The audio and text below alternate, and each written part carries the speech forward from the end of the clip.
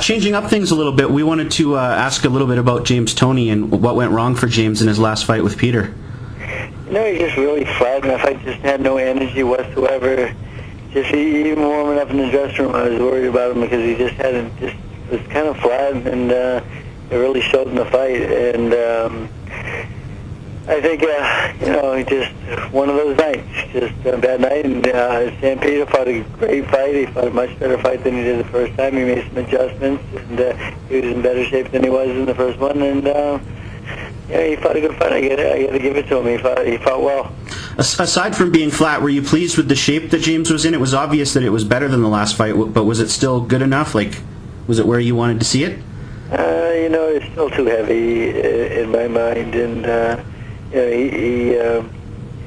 we weighed out last day in the gym here. We weighed 223, and then the fight time at 233, 10 pounds put on from in that last week, and it just I don't know, it's just too much weight, and I still like James at 217, 220 at the most, to be honest with you. I think that's what he weighed when they fought Holyfield, and I think that's still his best fight as a heavyweight, and I think that's the best fight as a heavyweight because, he's looking for bulk and so forth with Peters and stuff like this, but speed is his asset, and I like him to get down to low weight and use that quickness, but it didn't happen, and he had a tough night. I mean, as recently as the fight with Dominic Gwynn, Toney came in soft shape, but he was still able to throw 1,000 punches or so, but he doesn't seem to have that kind of activity anymore. Is that maybe a sign of him getting up there in age?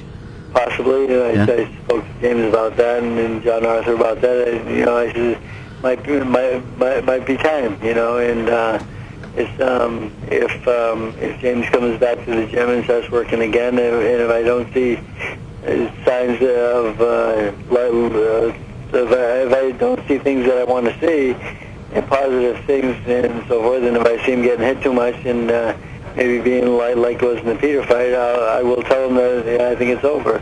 But because he's had a lot of pro fights, he's had a long career, and dealing with those heavyweights hitting hard like that, like Sam Peters, it's something I don't want to see James get beat up in there. So it could be a sign of it, yes. Freddie, how much improvement have you seen in Sam Peter over the last two fights with James? Tremendous. He fought a much better fight than the second one. He studied tapes every day, they tell me, and he made some adjustments, and he was in much better condition. And he learned in the first fight that he couldn't be lazy. In the second fight, he was in much better shape, and he fought a good fight. So, from a trainer's point of view, do you think there's a bright future for Peter? A bright future for Peter at heavyweight? How do you think his chances if are? he doesn't get lazy and stays in shape, I think he has a good future. Yeah, because he's a good puncher, big, strong, young man, and he can make some noise, definitely. How's Peter Manfredo doing, Freddie? Is he in LA with you yet? Yep. Yes, training, has first day of sparring today, and oh, great. Talks with Craig McEwen, who's fights very similar to Calzaghe, and I'm looking for one more southpaw sparring partner for him, and his first day was pretty good, and we'll be in great shape for the fight, and I'm looking forward to it. We talked to him a little while back, and he sounded pretty hungry. It sounds like he's not going over there to lose. Is that right? A lot of people think he's stepping up in class. Maybe some people say maybe he's stepping up taking too big a bite. But I think he's ready. Peters looked great in his last fight. He's a very accurate puncher, and Calzaghe looked great in that one fight with Lacey. But against BK, he didn't look that great. Yeah. And I've known Calzaghe for a long time because I was getting Stevie Collins ready to fight him when he won the world title from Chris Eubank. Right. And Collins had retired and decided not to take the fight, and.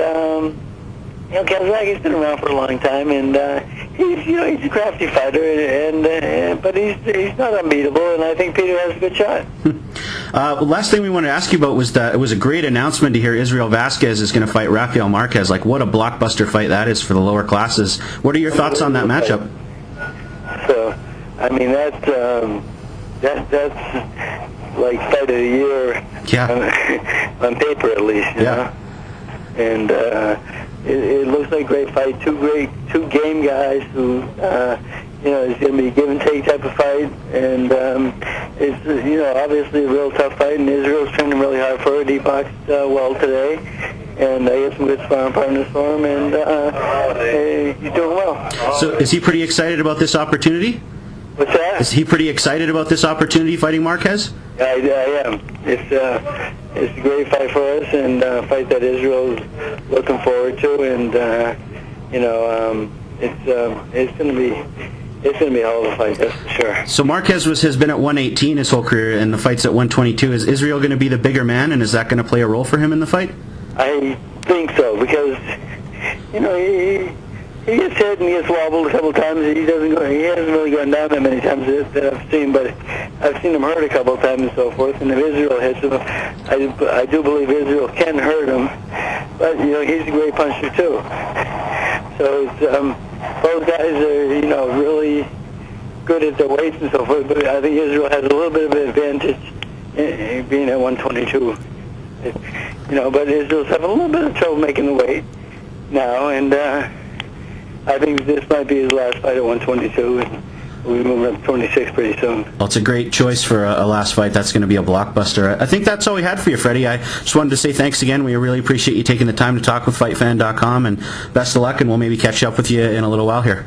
No problem, man. All right. Thanks, Freddie. Take care, man. All right. Peace.